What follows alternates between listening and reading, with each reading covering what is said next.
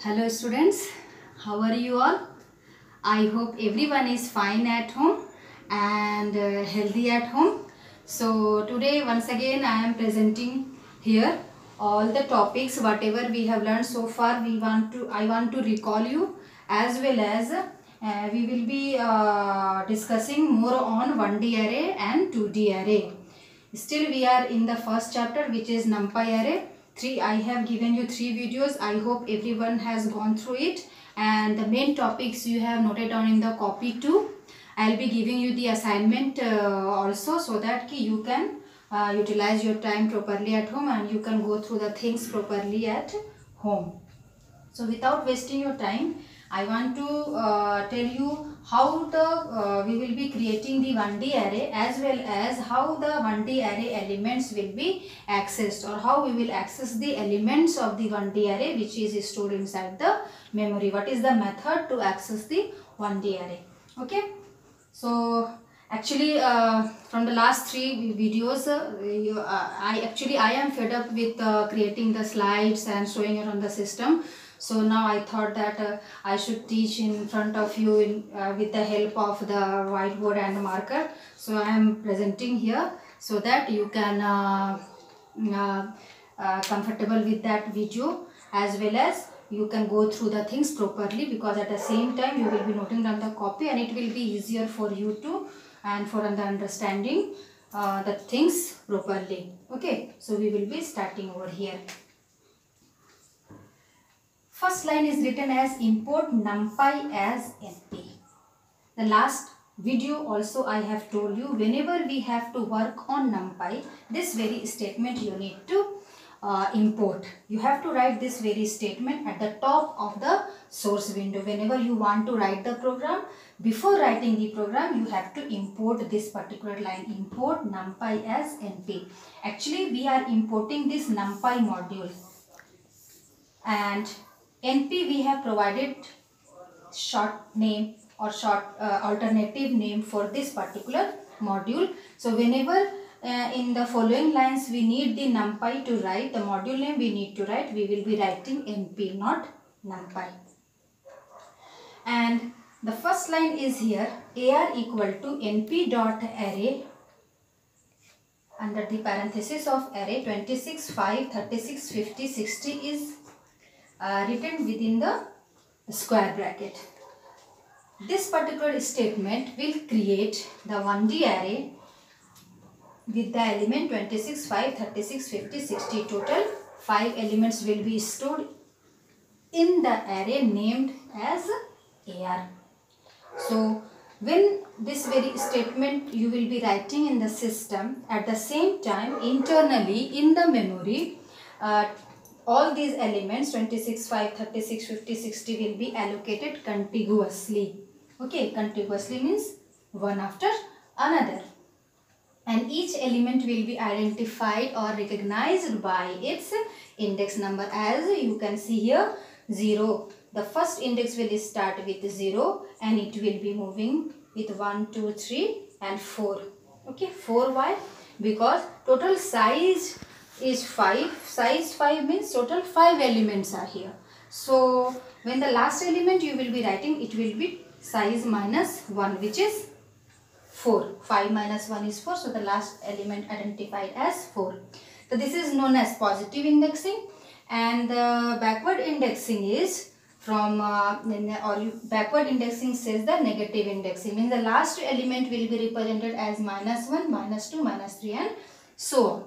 These all things I had discussed. Once again I want to record, so that when we will come to the next topic, you will not feel uncomfortable and you will feel comfortable with that, as well as you, for the understanding part too, you will be getting the things properly. So the print statement is written over here. We want to display the array of 0. Array of 0, it means we want to display the element or the content which is placed in the index number 0. So AR is the name of the array. So the whole AR is represented. This element is the name as AR. Inside the AR, all the elements are stored. So the whole element will be named as AR. And now we want to access the individual element, array of 0. It means it will return 26. I have written it returns 26 because the index number 0 will have the value 26 or the item 26. In the same way, print AR of 2. AR of 2 is what? Here you can see AR of 2 is 36. So it returns 36. AR of 4 is what? AR of 4 is 60. So it will return 60. So one thing you have to keep it in mind, whenever we want to display the index, that index value should be written under the square bracket. So 0 to 4 is what? The index number of that particular array. And the last print statement I have written print AR, and I have not written. You just tell me what will be displayed with this particular print AR. Yes, print AR will display all the elements of array. That means 26, 5, 36, 50 and 60. So this will be the output for print AR. As well as if I want to provide over here the index number -2. Here if I will write -2, then what will return? It will return negative indexing I have given. So it will return 50 over here. So it will return what? 50. So in that way the positive as well as negative indexing can be done inside the array. You have done this indexing in list also. We have learned in the list also. So maybe you will not feel very difficulty for this particular array. So this is how we will be creating the 1D array in this particular statement and accessing the individual elements of the 1D array. Next we will see how to create 2D array and how the contents will be displayed in 2D array. Okay. Now creating 2D array and accessing the contents of 2D array. Import numpy as np. As usual we will write arr equal to np.array 10, 11, 12, 13 under the square bracket, comma 14, 15, 16, 17 under the square bracket, comma 18, 19, 20, 21 square bracket, twice the bracket will be closed, and at last the array 1. This is the way to create the 2D array. Each element 1, 2, 3, 4. 4 elements will be in the first row. Next 4 elements will be in the second row, and the last 4 elements will be in the third row. So when you will take the printout for this ARR, here I have written AR, it should be ARR, okay, name of the array. The output will be this one. Print AR will produce this very output starting from here till end. So inside the memory it will be allocated like that. 10, 11, 12, 13. This element will be in the first row, second row and third row. And this row will be represented as indexing 0, second row will be 1 and third row will be 2. First column will be 0, second column will be 1, then 2 and then 3. So altogether it is 3 rows and 4 columns. 3 rows and 4 columns here. 3 row and 4 column matrix 2D dimension, one dimension 3 and another one is 4. So 3 into 4, this is the formation of this particular element. So when you will multiply 3 and 4, altogether it will be 12 element. So yes, 12 elements are there. 3, 6, 9 and 12. And the indexing is very much important that you should know. 0, 1, 2. The first row will be recognized as 0. This is the 1. Second row represented as 1 and third row will be represented as 2. The first column will be represented as 0, 1, third will be 2 and fourth will be 3. Now I have given print AR of 0. AR of 0. Here we have provided only single index 0. So in 2D array, two things you have to note it down, that we have, if we want to access 2D array elements, then two index we need to write. Okay. If we will be writing only the first index, then it will be considered as the row index. The first index will be the row index, the second index will be the column index. Here second column index is missing, that is why it will produce only the first row, because 0 represented the first row. So AR of 0, what I have written, it returns the contents of first row. Contents of first row is what? 10, 11, 12, 13. That is 10, 11, 12, 13. Enter the square bracket, you will be getting the output.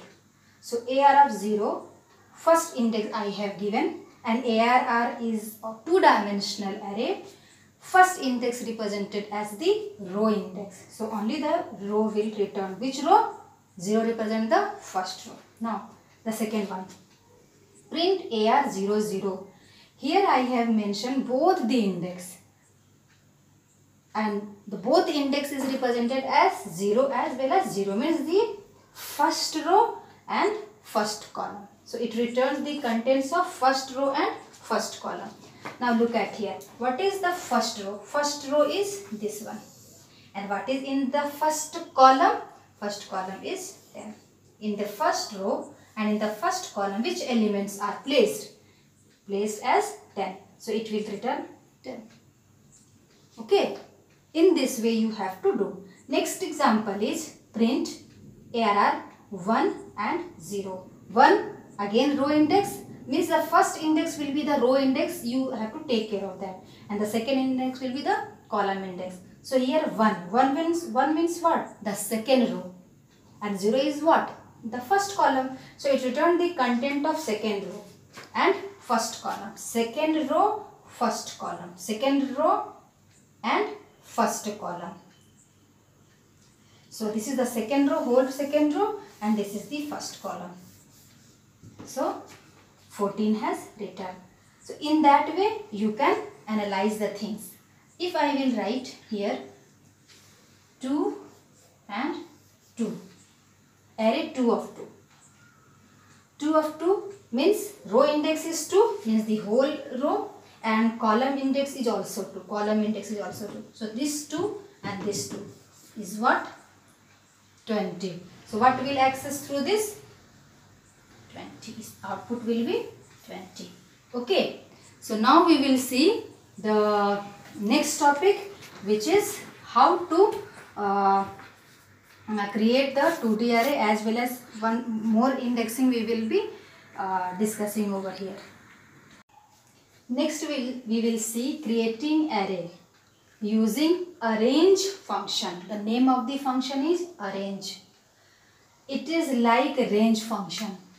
You have already used this range function in the for loop. We had already used one of the function. Okay. So it is the arrange function is like the range function which we had used earlier. Okay. And how to use this arrange function? This is the syntax. The syntax is the array name equal to numpy dot arrange. Okay. And arrange functions, opening and closing bracket, inside this the argument you will write. First argument is start index, then stop, step and dtype. Here step and dtype is given under the square bracket, means it is optional. Okay. So start, stop, step and dtype. Dtype is the data type which you will be typing. Now the example you just look at here. Import numpy as np as usual, and the array name. According to the syntax you just go, AR1 is the name of the array, np dot arrange in the bracket 2, 7. 2 is the starting index and 7 is the end index or the stop index. So this particular array 1, AR1, will create the element starting with 2 and n index minus 1. It means the above statement print AR, if you will write print AR1, it will display 2, 3, 4, 5, 6. Starting index 2, moving then 3, 4, 5 and 6, not 7, because 7 is the end index and we have to go to less than 1. End index less than minus 1, that we do in the range function. It is similar as in the range function. So what is written over here? The above script will return 2, 3, 4, 5, 6 an array. This element which you will return, it is in the form of array. Which type of array it is? A 1D array. Okay. That is start with starting index which is 2 and end at 1 index less than n index. It ends with 1 index less than the end index. Okay. So the output will be 2, 3, 4, 5, 6 when you will write np.arrange 2, 7.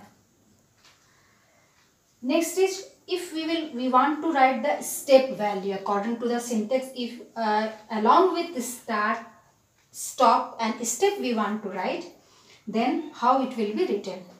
Another array we had created with the name as AR2 equal to np.arrange under the bracket 1, 7, 2. 1 is what? Start index, stop index or end index. 2 is the step value and d type equal to np.float32. When you will not write any d type, then by default it will return the integer array. If we want to return the value in the form of, or the element in the form of float value, then we have written over here np.float32 means 1 starting with 1 till 7.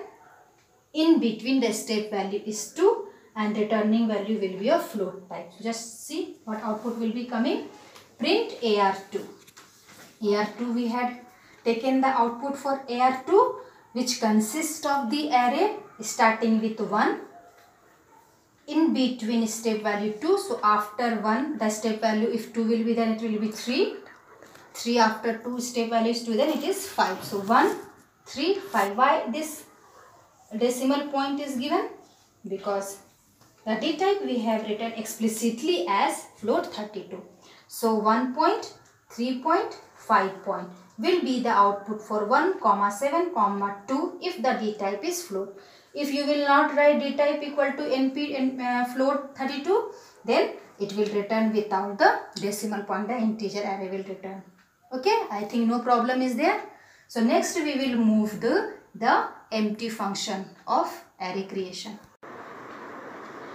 Next we have array creation using empty function. Empty is also one of the function which is used for creating the array, and the default data type for this empty is float.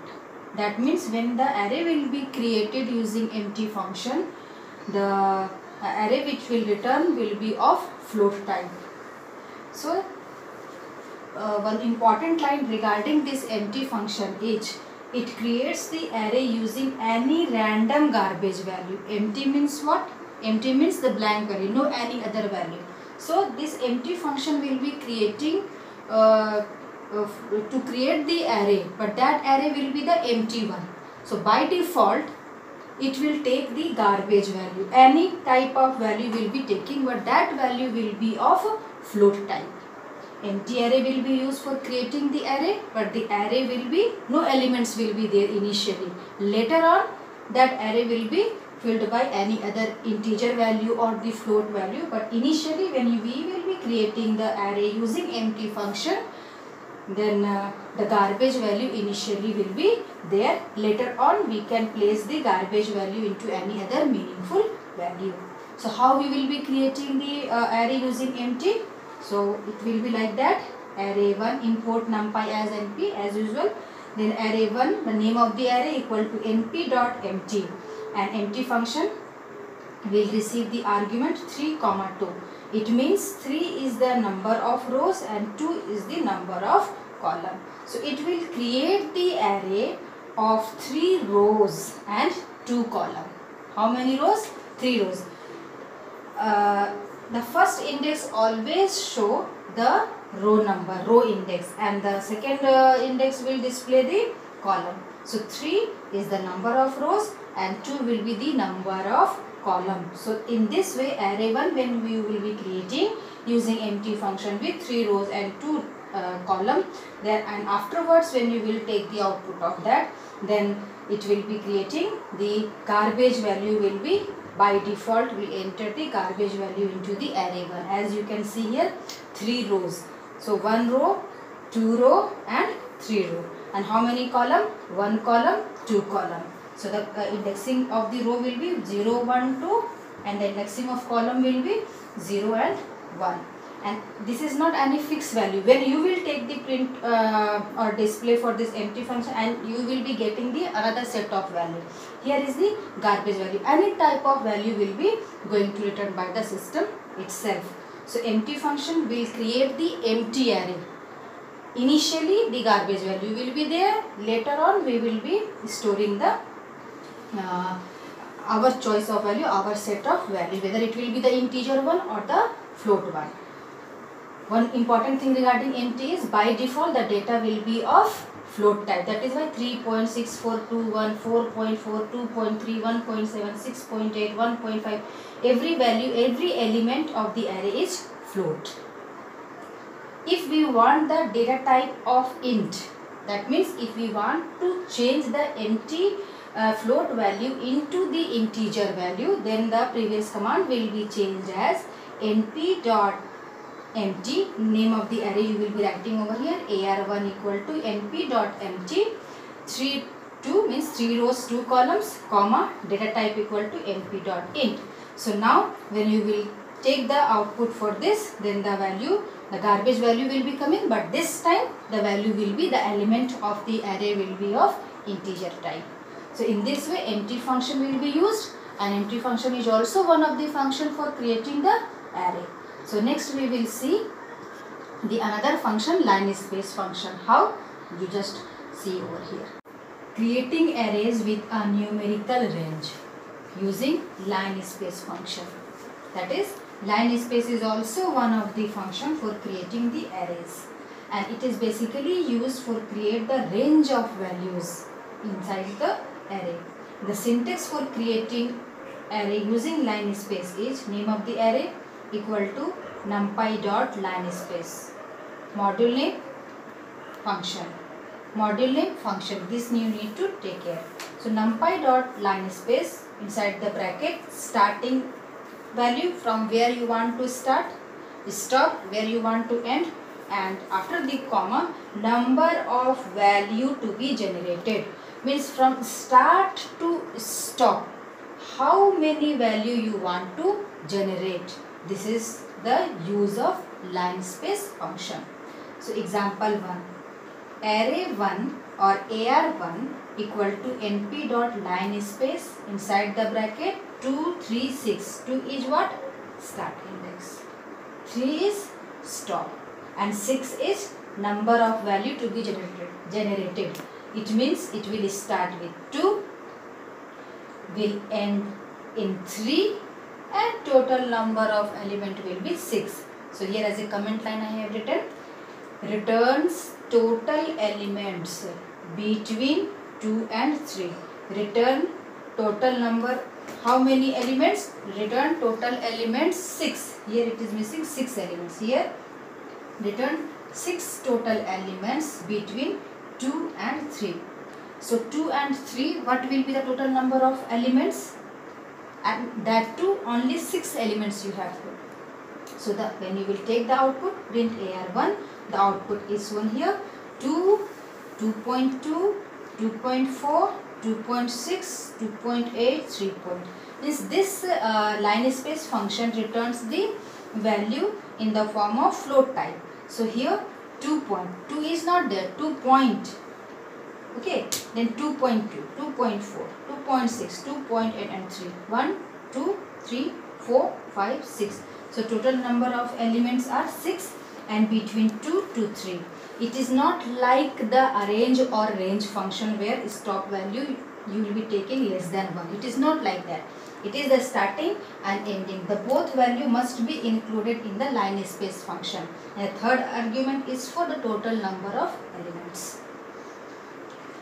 The next example is example number 2, that is AR2 equal to NP dot line space, and here starting value from 2.5 comma till 5 comma 6. Here also 6 elements between 2.5 and 5. Just check the output. 2.5 the starting one and ending one is 5, and so total number of element is 6. How it is? 2.5, 3.5, 4.5 and 5. Total 6 element. This is the about the line space. Next example 3, AR2 equal to NP dot line space. Line space LIN, E is not there. E will not be there in line space function. Only LIN and SPACE.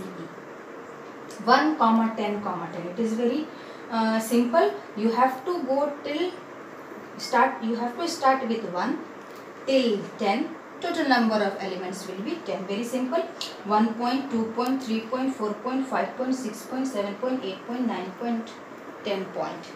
So the total number of 10 elements starting with 1 till 10.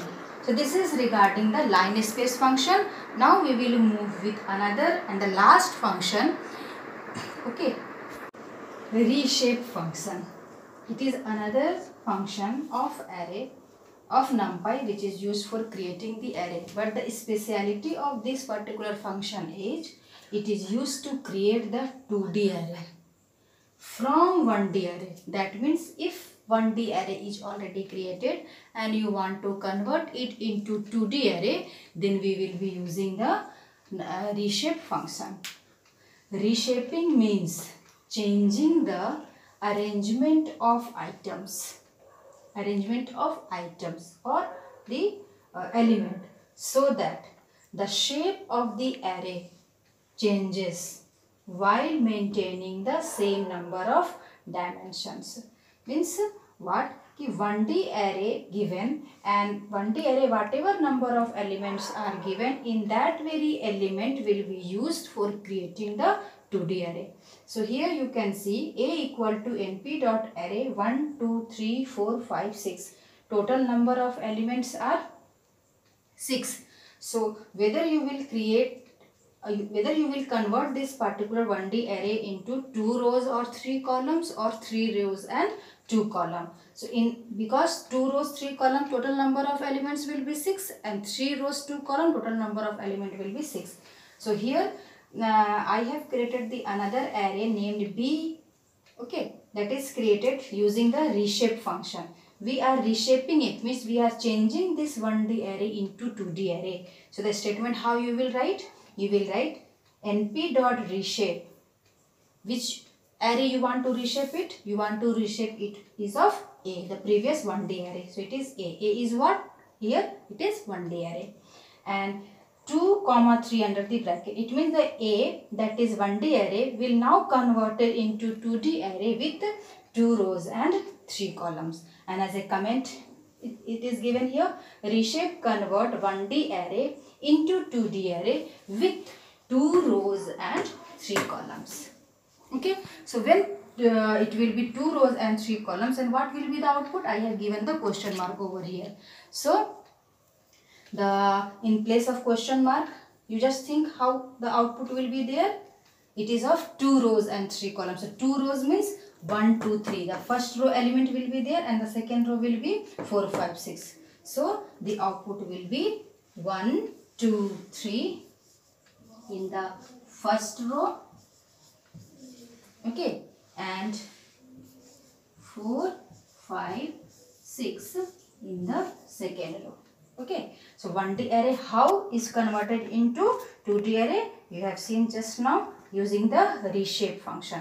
So if the number of element will be 7, then it is not possible to reshape it into 2D array. So it should be keep it in mind that the number of elements in whatever the number of elements are there, in that very number of elements you have to reshape it, whether because it is 6. So here you can write 3 comma 2 means 3 rows and 2 columns, then the formation will be different one. But here I have given 2 comma 3. 2 comma 3 is what? 2 rows 3 columns of which array? Of A array. So this is the very important thing, reshaping. How the reshape will be done? It is basically used to create 2D array, okay, from 1D array. So these were the functions which we had discussed from last 4 classes, how to create the 1D array and how to create a 2D array along with the indexing. Next we will see the array slicing, okay.